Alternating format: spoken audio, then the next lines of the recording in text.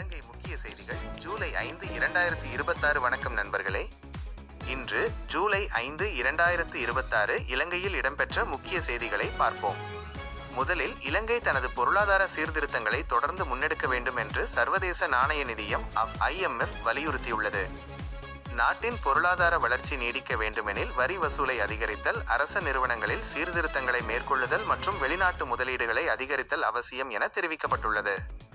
அடுத்து, நாட்டின் மேல் சபரகமுவ, வடமேல் மாகாணங்கள் மற்றும் காலி, மாத்தறை, கண்டி, நுவரெலியா உள்ளிட்ட பல பகுதிகளில் கனமழை மற்றும் பலத்த காற்று வீசக்கூடும் என வானிலை ஆய்வு திணைக்களம் எச்சரிக்கை விடுத்துள்ளது. பொதுமக்கள் அவதானத்துடன் இருக்குமாறும் அறிவுறுத்தப்பட்டுள்ளது. இதற்கிடையில் அஸ்வெசும நலத்திட்டம் தொடர்பாகவும் முக்கிய அறிவிப்பு வெளியாகியுள்ளது. 70 வயதுக்கு மேற்பட்ட அஸ்வெசும பயனாளிகளுக்கான மாதாந்திர கொடுப்பனவு ஜூலை 3 முதல் வங்கிக் கணக்குகளில் வரவு வைக்கப்பட்டுள்ளதாக நலன்புரி நன்மைகள் சபை தெரிவித்துள்ளது.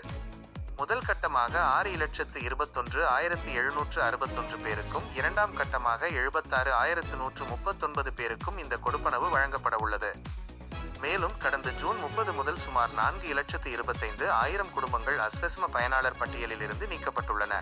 இவர்கள் வல்னரபிள் பிரிவில் இருந்தவர்கள் என்றும் இனிமேல் மிகவும் வறிய மற்றும் வறிய குடும்பங்களுக்கே கொடுப்பனவு வழங்கப்படும் என்றும் அரசு தெரிவித்துள்ளது.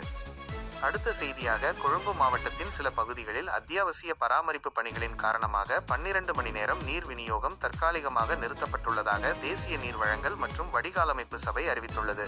மேலும் நாட்டில் டெங்கு பரவலை கட்டுப்படுத்தும் நோக்கில் முப்படையினரும் சுகாதார அதிகாரிகளும் இணைந்து மேற்கு மாகாணத்தில் சிறப்பு சுத்திகரிப்பு மற்றும் விழிப்புணர்வு நடவடிக்கைகளை முன்னெடுத்து வருகின்றனர்.